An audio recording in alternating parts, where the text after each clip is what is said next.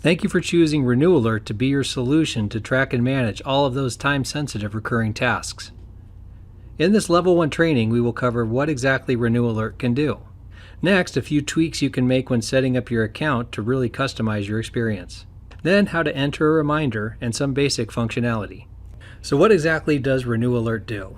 To start, it's a cloud-based software you can log into anywhere you have internet access.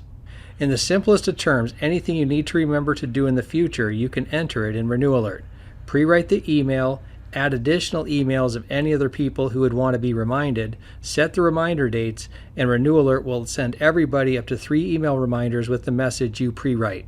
The list of what we track goes beyond leases and contracts. As you can see here, it's action items, permits, birthdays, compliance, customer contracts, and much more. Take certificates of insurance as an example. If you have a supplier who is required to maintain a current COI, you can write an email requesting an updated COI, set the reminder for 30 days out from the COI expiration, and put your supplier's email address in the reminder. Now, 30 days before the COI, your supplier will receive a COI reminder automatically from RenewAlert. On top of that, you can set a reminder to auto-renew. This means after it runs its full cycle, the reminder will automatically reset to send the COI reminder out again the next year. The first step is go to www.renewalert.com. Type in your login, which is usually your email address, and your password. This will take you to your dashboard. Here you will find summaries of tasks by category. Go to the top right-hand corner of your screen and click your business name. In the drop-down, select Account Settings. Here you can enter in or update the username, company name, and department. Department is helpful on accounts with multiple users, so each user can see who the other users are and assign reminders to one another. Industry is where you can select your industry or department. This will populate reminder categories that are relevant to your industry.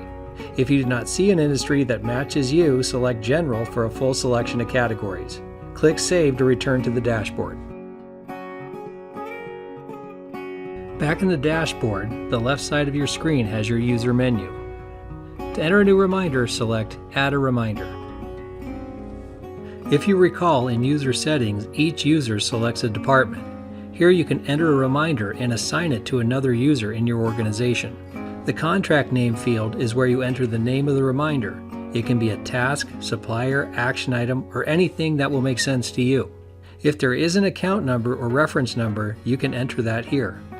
If you have a date a contract started and it's important to track, you can enter that in inception date. Expiration date is the date an agreement expires or a hard deadline. This is not the reminder date. That will be a different screen. If there's a payment associated with the reminder, that goes here. Payment interval defines how frequently payments are due. Noting deposits or advance payments is helpful for building leases, utilities, and lease agreements. Category allows you to match a category to your reminder. In some other screens, you are able to export lists of reminders and sort them by category.